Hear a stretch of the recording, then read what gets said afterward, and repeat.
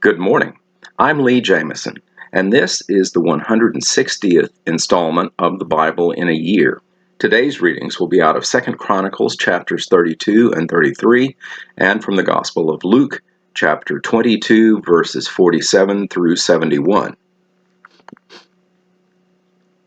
Sennacherib invades Judah. Chapter 32.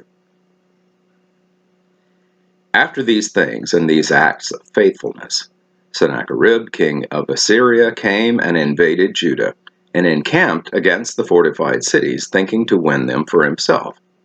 And when Hezekiah saw that Sennacherib had come and intended to fight against Jerusalem, he planned with his officers and his mighty men to stop the water of the springs that were outside the city, and they helped him. A great many people were gathered, and they stopped all the springs and the brook that flowed through the land, saying, "Why should the kings of Assyria come and find much water?"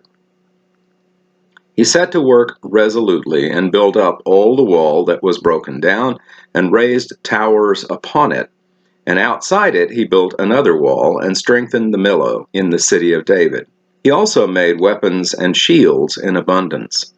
And he set combat commanders over the people, and gathered them together to him in the square at the gate of the city, and spoke encouragingly to them, saying, "Be strong and courageous. Do not be afraid or dismayed before the king of Assyria, and all the horde that is with him. For there are more with us than with him. And with him is an arm of flesh, but with us is the Lord our God, to help us to fight our battles." And the people took confidence from the words of Hezekiah, king of Judah. Sennacherib blasphemes. After this, Sennacherib, king of Assyria, who was besieging Lachish with all his forces, sent his servants to Jerusalem to Hezekiah, king of Judah, and to all the people of Judah who were in Jerusalem, saying, "Thus says Sennacherib, king of Assyria, on what are you trusting that you endure the siege in Jerusalem? Is not Hezekiah misleading you, that he may give you over to die by famine and by thirst, when he tells you, 'The Lord our God will deliver us from the hand of the king of Assyria'? Has not this same Hezekiah taken away his high places and his altars, and commanded Judah and Jerusalem, 'Before one altar you shall worship, and on it you shall burn your sacrifices'? Do you not know what I and my fathers have done to all the peoples of other lands? Were the gods of the nations of those lands at all able to deliver their lands out of my hand?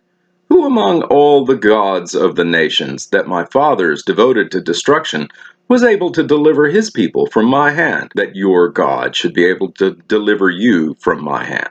Now, therefore, do not let Hezekiah deceive you or mislead you in this fashion, and do not believe him, for no God of any nation or kingdom has been able to deliver his people from my hand or from the hand of my fathers. How much less will your God deliver you out of my hand?" And his servants said still more against the Lord God and against his servant Hezekiah, and wrote letters to cast contempt on the Lord, the God of Israel, and to speak against him, saying, "Like the gods of the nations of the lands who have not delivered their people from my hand, so the God of Hezekiah will not deliver his people from my hand." And they shouted it with a loud voice in the language of Judah to the people of Jerusalem who were on the wall, to frighten and terrify them, in order that they might take the city. And they spoke of the God of Jerusalem as they spoke of the gods of the peoples of the earth, which are the work of men's hands. The Lord delivers Jerusalem. Then Hezekiah the king and Isaiah the prophet, the son of Amoz, prayed because of this and cried to heaven.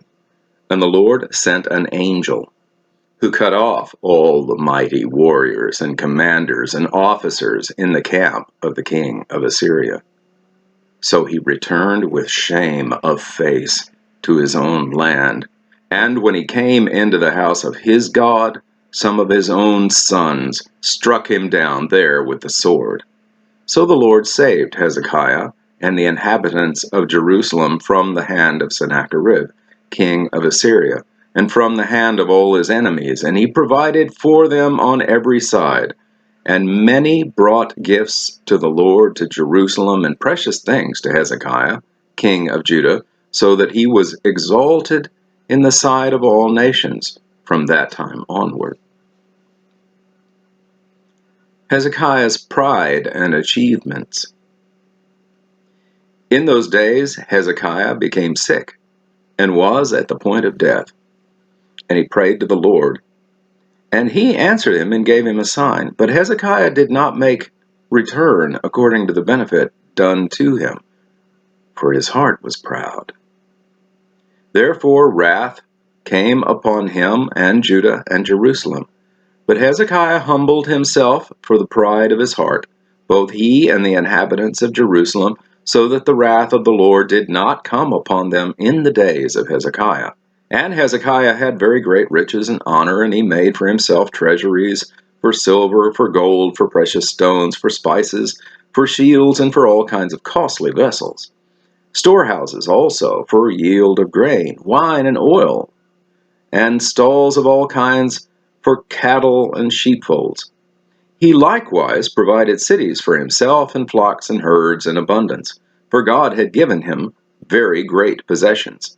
This same Hezekiah closed the upper outlet of the waters of Gihon, and directed them down to the west side of the city of David. And Hezekiah prospered in all his works. And so in the matter of the envoys of the princes of Babylon, who had been sent to him to inquire about the sign that had been done in the land, God left him to himself in order to test him and to know all that was in his heart. Now the rest of the acts of Hezekiah and his good deeds, behold, they are written in the vision of Isaiah the prophet, the son of Amoz, in the book of the kings of Judah and Israel. And Hezekiah slept with his fathers, and they buried him in the upper part of the tombs of the sons of David. And all Judah and the inhabitants of Jerusalem did him honor at his death, and Manasseh his son reigned in his place. Manasseh reigns in Judah. Chapter 33. Manasseh was 12 years old when he began to reign. And he reigned 55 years in Jerusalem. And he did what was evil in the sight of the Lord, according to the abominations of the nations whom the Lord drove out before the people of Israel. For he rebuilt the high places that his father Hezekiah had broken down, and he erected altars to the Baals, and he made Asherahs, and worshipped all the host of heaven, and served them. And he built altars in the house of the Lord, of which the Lord had said, In Jerusalem shall my name be forever. And he built altars for all the host of heaven in the two courts of the house of the Lord.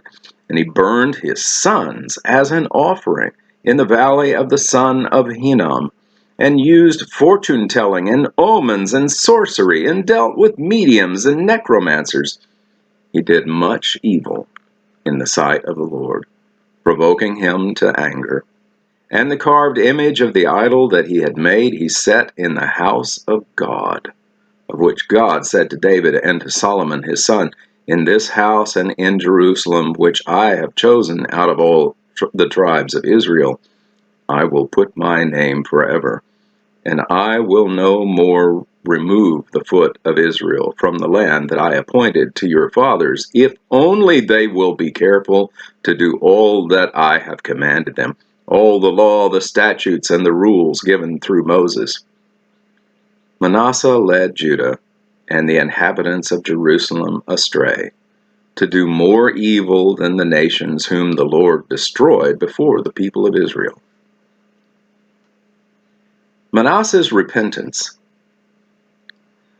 The Lord spoke to Manasseh and to his people, but they paid no attention. Therefore the Lord brought upon them the commanders of the army of the king of Assyria, who captured Manasseh with hooks, and bound him with chains of bronze, and brought him to Babylon. And when he was in distress, he entreated the favor of the Lord his God, and humbled himself greatly before the God of his fathers. He prayed to him, and God was moved by his entreaty and heard his plea and brought him again to Jerusalem into his kingdom. Then Manasseh knew that the Lord was God. Afterward, he built an outer wall for the city of David west of Gihon in the valley, and for the entrance into the fish gate, and carried it around Ophel, and raised it to a very great height. He also put commanders of the army in all the fortified cities in Judah.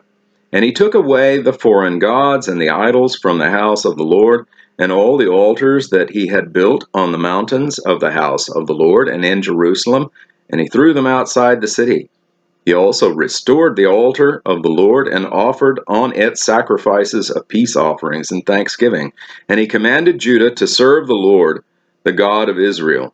Nevertheless, the people still sacrificed at the high places, but only to the Lord their God.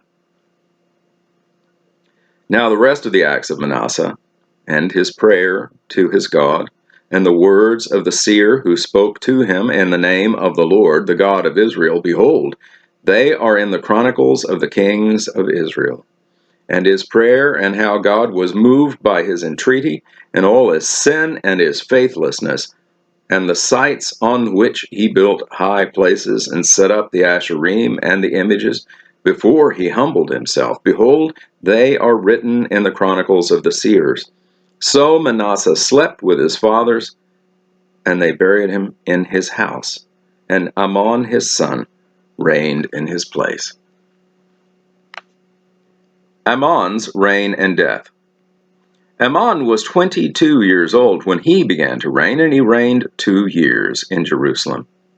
And he did what was evil in the sight of the Lord, as Manasseh his father had done. Amon sacrificed to all the images that Manasseh his father had made, and served them. And he did not humble himself before the Lord, as Manasseh his father had humbled himself. But this Amon incurred guilt more and more, and his servants conspired against him, and put him to death in his house.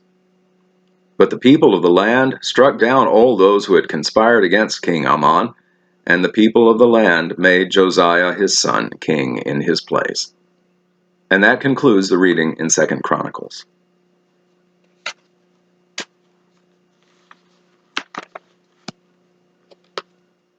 Now, Luke, chapter 22, verses 47 to 71, betrayal and arrest of Jesus. While he was still speaking, there came a crowd, and the man called Judas, one of the 12, was leading them. He drew near to Jesus to kiss him, but Jesus said to him, Judas, would you betray the Son of Man with a kiss? And when those who were around him saw what would follow, they said, Lord, shall we strike with the sword? And one of them struck the servant of the high priest and cut off his right ear. But Jesus said, no more of this. And he touched his ear and healed him. Then Jesus said to the chief priests and officers of the temple and elders who had come out against him, have you come out as against a robber with swords and clubs? When I was with you day after day in the temple, you did not lay hands on me. But this is your hour and the power of darkness. Peter denies Jesus. Then they seized him and led him away, bringing him into the high priest's house, and Peter was following at a distance. And when they had kindled a fire in the middle of the courtyard and sat down together, Peter sat down among them. Then a servant girl, seeing him as he sat in the light and looking closely at him, said, This man was also with him. But he denied it, saying, Woman, I do not know him. And a little later someone else saw him and said, You're also one of them. But Peter said, Man, I am not. And after an interval of about an hour, still another insisted, saying, Certainly this man was also with him, for he too is a Galilean. But Peter said, Man, I do not know what you are talking about. And immediately, while he was still speaking, the rooster crowed. And the Lord turned and looked at Peter. And Peter remembered the saying of the Lord, how he had said to him, Before the rooster crows, today you will deny me 3 times. And he went out and wept bitterly. Jesus is mocked. Now the men who were holding Jesus in custody were mocking him as they beat him. They also blindfolded him and kept asking him, "Prophesy, who is it that struck you?" They also said many other things against him, blaspheming him. Jesus before the council. When the day came, the assembly of the elders of the people gathered together, both chief priests and scribes, and they led him away to their council and said, "If you are the Christ, tell us." But he said to them, "If I tell you, you will not believe. And if I ask you, you will not answer. But from now on, the Son of Man shall be seated at the right hand of the power of God." So they all said, "Are you the Son of God then?" And he said to them, "You say that I am." Then they said, "What further testimony do we need? We have heard it ourselves from your own lips." And that concludes the reading in Luke.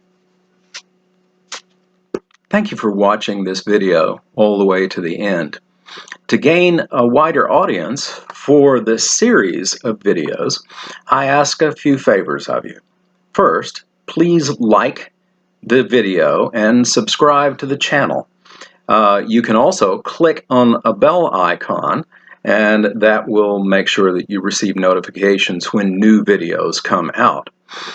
Then, if you have comments or questions, even if they're critical, I want to hear from them. Be civil, of course. The YouTube algorithm rewards videos that receive audience participation. So I appreciate your input. You are a part of this channel as well. Thank you, and have a blessed day.